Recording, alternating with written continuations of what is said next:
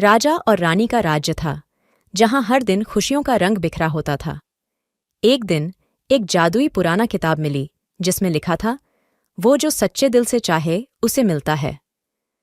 राजा ने किताब से पढ़ाई करते हुए एक आशीर्वाद प्राप्त किया। उसे विचारते हुए वह चाहता था कि उसकी पत्नी को एक अनुपम उपहार मिले। एक रात चंदन के बाग के नीचे राजा ने चांद से एक चमकीली परी को बुलाया। वह परी बोली, तुम्हारी कोई एक इच्छा हो जो मैं पूरी कर सकूं। राजा ने कहा, मेरी पत्नी को एक अनुपम उपहार चाहिए। परी ने मुस्कुराते हुए कहा, तुम्हारी पत्नी एक राजदूत बन जाएगी और तुम्हारे दरबार को अद्भुत सामर्थ्य मिलेगा। राजा ने आशीर्वाद लिया और पुलकित हुआ घर वापस गया। अगले सुबह रानी ने एक सुनहरे अंगूठी में बदल दी थी। दरबार में राजा की पत्नी ने सबको आकर्षित किया।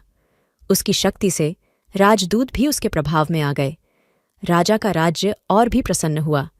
परंतु एक दिन राजा ने एक विचित्र सपना देखा, जिसमें परी उससे कहती है, तुम्हारी पत्नी का सच्चा सौंदर्य उसके दिल में है, न उसके अंगूठी में।